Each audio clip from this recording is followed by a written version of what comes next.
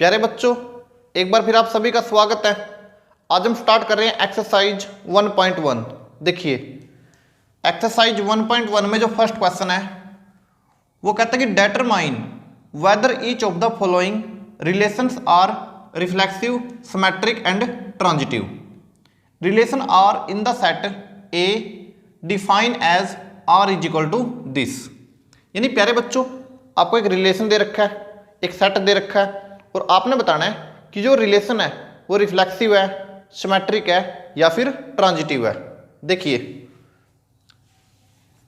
जैसे first part में आपको ए सेट दे रखा है, ए सेट इज इक्वल टू 1 2 3 4 5 6 7 8 9 10 11 12 13 और 14। तो प्यारे बच्चों ये हमारे पास ए सेट है और जो रिलेशन बनेगा, relation is equal to, relation में कहता है कि एक्स वाई एक ऑर्डर पेयर है, 3x minus y is equal to 0। यानी जो गिवन इक्वेशन दे रखी है 3x minus y is equal to 0, तो ये बनेगी प्यारे बच्चों minus y is equal to minus 3x। Minus से माइनस कैंसिल हो जाएगा, y is equal to 3x। यानी जब आपने x की वैल्यू 1 पुट करी, x की वैल्यू जब आप 1 पुट करोगे तो y की वैल्यू कितनी आएगी 3। जब x की वैल्यू आप 2 पुट करोगे तो y की वैल्यू 6। x की वैल्यू 3 पुट करोगे तो y की वैल्यू 9। x की वैल्यू आपने 4 पुट करी तो y की वैल्यू कितनी हो जाएगी 4 3 जा 12। अगर x की वैल्यू 5 पुट करोगे तो y की वैल्यू कितनी आएगी 15। लेकिन ये बिलोंग नहीं करती ए सेट से। ए सेट में हमारे पास एलिमेंट ही 14 तक है, तो ये बन जाएगा प्यारे बच्चों आपका आर रिलेशन। अब प्यारे बच्चों हम चेक करेंगे जो रिलेशन आया है वो रिफ्लेक्सिव है या सिमेट्रिक है या फिर ट्रांजिटिव है। तो जो रिफ्लेक्सिव दिखाने के लिए इस सेट में क्या होना चाहिए 1 1 2 2 3 3, लेकिन इसमें ऐसा एलिमेंट एक भी नहीं है, तो इसको लिखेंगे a not belong to R for all a belong to a. इसलिए आर क्या हो जाएगा, are is not reflexive, R is not reflexive. उसके बाद प्यारे बच्चों सिमेट्रिक की कंडीशन क्या होती है, जैसे इसमें दिया 1 3, हम लिखेंगे 1 3 बिलोंग टू आर, बट 3 1 उल्टा भी बिलोंग करना चाहिए, लेकिन 3 1 इसमें एलिमेंट नहीं है, तो 3 1 नॉट बिलोंग टू आर। इसलिए आर क्या हो जाएगा, आर इज नॉट सिमेट्रिक। यानी आर ना ही रिफ्लेक्सिव है और ना ही सिमेट्रिक है। ट्रांजिटिव रिलेशन को यहां देखते हैं।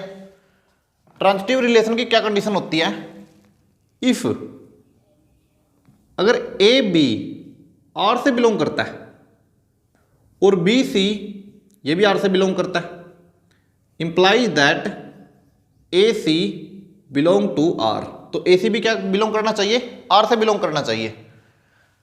जैसे 1 3, इसमें लिखेंगे 1 3 बिलोंग टू आर। अब दूसरा एलिमेंट है जो वो 3 से स्टार्ट होना चाहिए ऑर्डर पेयर, तो ये बन जाएगा 3 9, 3 9 बिलोंग टू आर।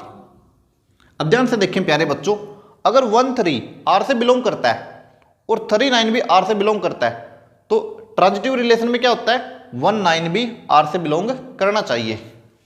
इसको लिखेंगे 1 9 does not belong to r, क्योंकि 1 9 तो इसमें है नहीं है रिलेशन में, तो इसलिए क्या हो जाएगा आर इज नॉट ट्रांजिटिव।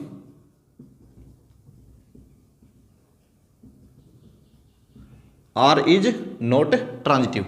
यानी प्यारे बच्चों हम कह सकते हैं r is neither reflexive nor symmetric nor transitive.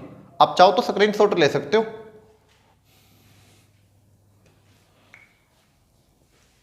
आइए प्यारे बच्चों देखते हैं नेक्स्ट क्वेश्चन।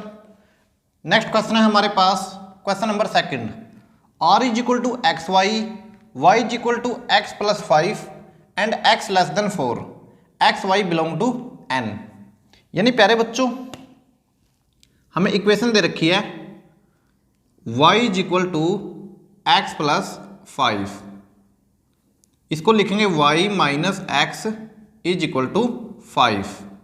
तो सबसे पहले प्यारे बच्चों रिफ्लेक्सिव के लिए हम पुट करेंगे, put y is equal to x, तो ये बनेगा x minus x is equal to 0। ये 5 के इक्वल नहीं है, नॉट इक्वल टू 5, यानी हम कह सकते हैं a does not belong to R for all a belong to natural number. यानी यहां पर लिखेंगे are is not reflexive. R कैसा रिलेशन है? Not reflexive. उसके बाद प्यारे बच्चों सिमेट्रिक के लिए हमारे पास गिवन इक्वेशन है y minus x is equal to 5। अब पुट कर लें, अगर इसको इंटरचेंज करें x minus y is equal to minus के 5, ये तो इक्वल नहीं है, तो इसको लिखेंगे x y belong to r but y x does not belong to r. इसलिए क्या है? R is not symmetric, r is not symmetric.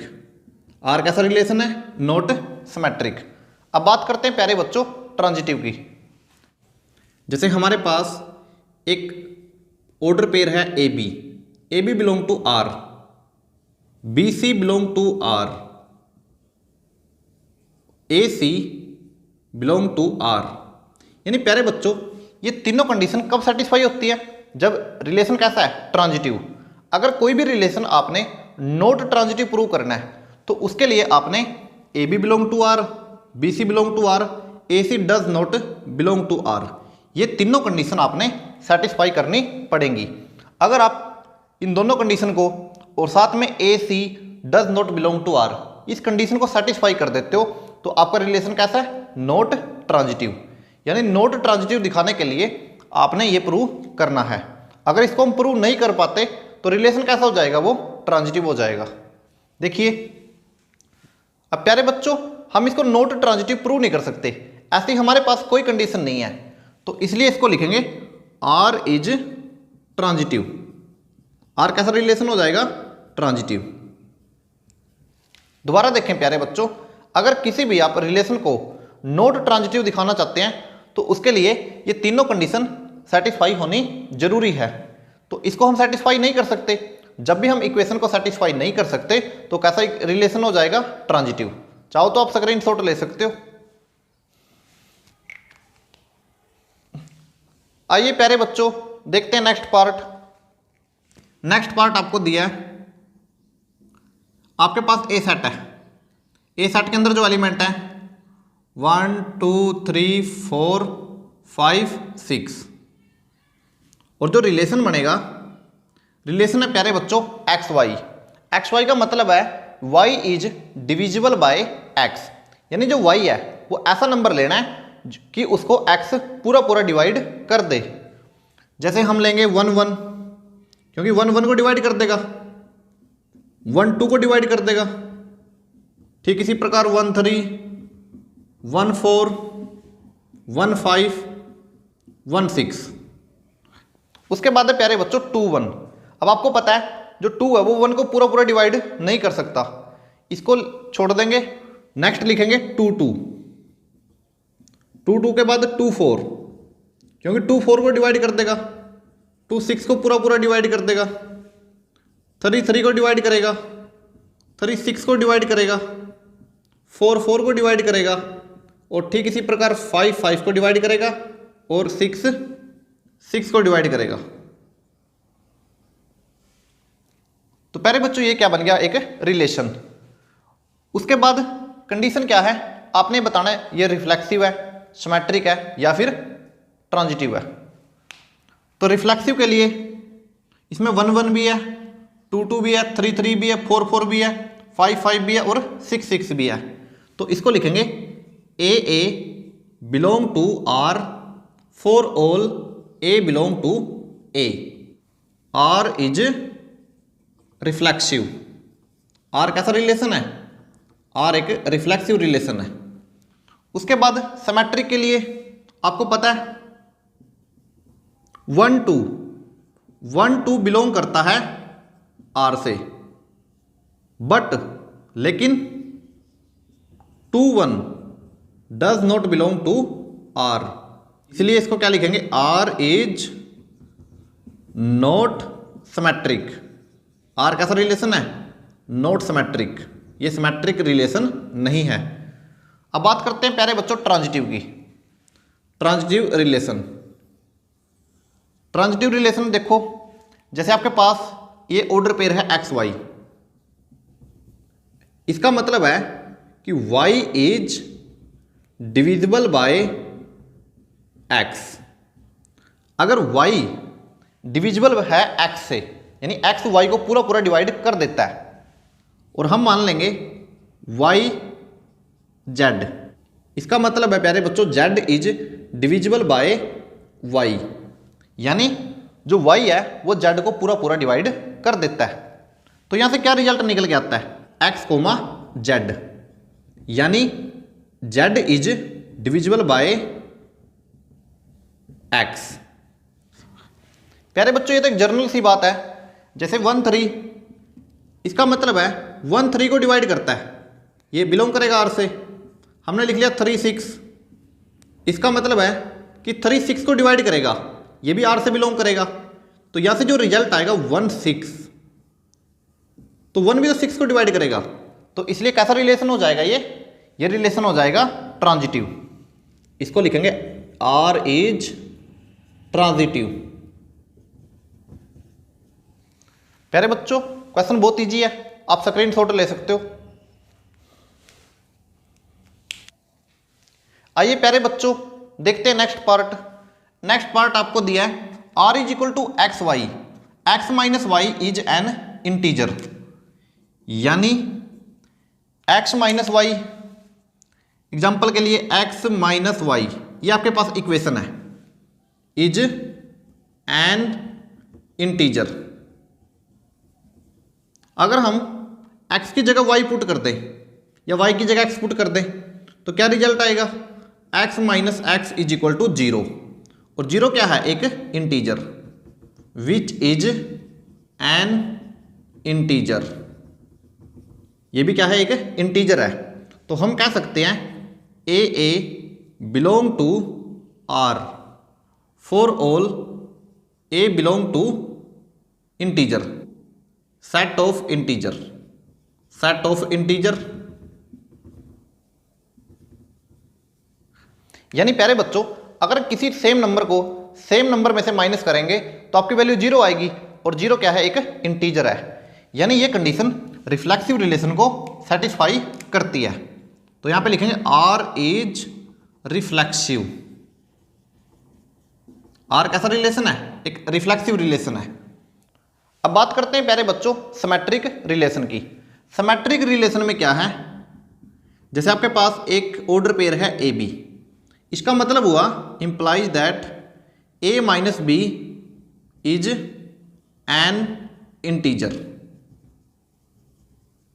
उसके बाद अगर इसको इंटरचेंज करें बी ए, तो इसका मतलब हुआ प्यारे बच्चों b minus a is also integer.